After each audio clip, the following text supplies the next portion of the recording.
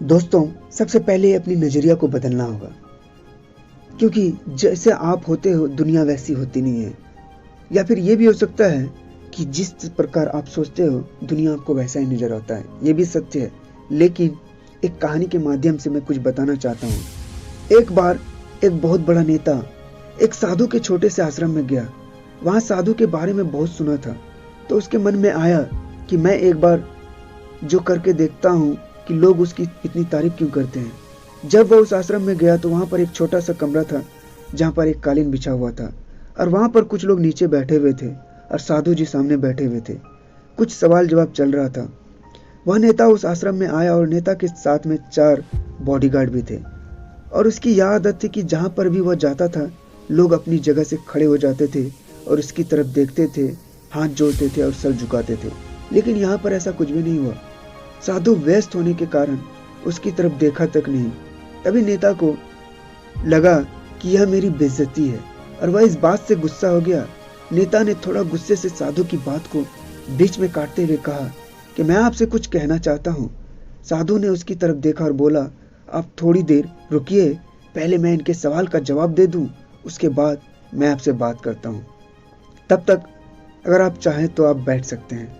बस साधु का इतना कहने की ही देरी थी, नेता का चेहरा गुस्से से लाल हो गया और फिर उसने अपना सारा गुस्सा उस साधु पर निकाल दिया। अभी तक वह नेता बहुत तमीज से आप कह करके बात कर रहा था, लेकिन अब वह तू तड़ाक पर उतर आया। नेता ने उस साधु को कहा, तुझे पता भी है मैं कौन हूँ और तू किससे बात कर रहा है? साधु ने उसकी तरफ देखा और कहा, मुझे इससे कोई फर्क नहीं पड़ता है कि आप कौन हैं, लेकिन आप जो कोई भी हैं, अगर आप चाहते हैं कि मैं आपके सवाल का जवाब दूं या आपसे बात करूं तो आपको कुछ देर रुकना होगा। और साधु की यह कहते ही नेता गुस्से से पागल हो गया और वही सबके सामने चीखने चिल्लाने लग गया, अब मैं तुझे तेरी असली औकात दिखाऊंगा।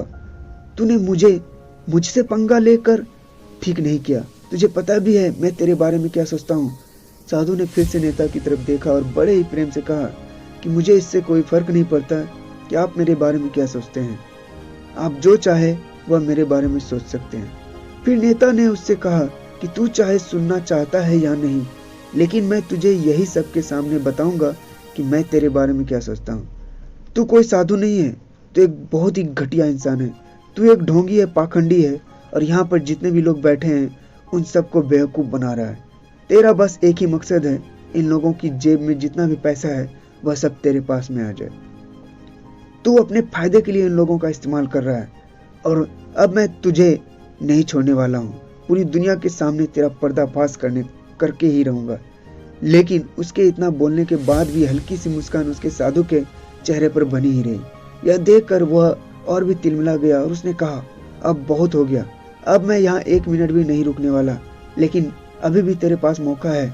अगर मुझसे माफ़ी मांगनी है या मुझसे कुछ कहना है तो कह सकते हो। इतना सब होने के बाद भी साधु के चेहरे पर एक मुस्कान थी और वह बिल्कुल शांत था। और फिर उन्होंने अपनी आंखें बंद करी और फिर साधु ने अपनी आंखें खोली, हाथ जोड़े और कहा कि मुझे आपसे कोई गिला शिकवा नहीं है। आपके लिए मेरे मन में कोई भी गलत ख्याल नहीं है। जो भी मेरे बारे में आपने कहा वह आपकी अपनी सोच थी, तो मुझे आप में कोई बुराई नजर नहीं आती है। मुझे आप बहुत ही भले इंसान लग रहे हैं। और साधु के इतना कहते ही नेताजी का दिमाग 7वें आसमान पर पहुंच गया और उसके चेहरे पर एक अजीब सी खुशी थी, क्योंकि उस साधु ने वही कहा जो बाकी सब लोग उस नेता को कहते हैं।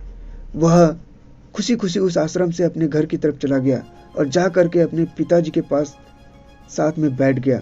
उसके पिताजी ध्यान में थे और उन्होंने पूरी जिंदगी सिर्फ लोगों की सेवा करी और बदले में कुछ भी उम्मीद नहीं किया था। तो थोड़ी देर बाद जब उन्होंने अपनी आंखें खोली और देखा अपने बेटे को अपने साथ बैठे हुए, तो उनके बेटे के चेहरे पर आज एक अजीब सी खुशी थी जो आज से पहले उन्होंने कभी नहीं देखी थी। फिर उसने एक एक करके सब कुछ बताया कि आज क्या हुआ, किस तरह से वह आश्रम गया और वहां पर क्या हुआ, उसने क्या कहा और साधु जी ने क्या कहा।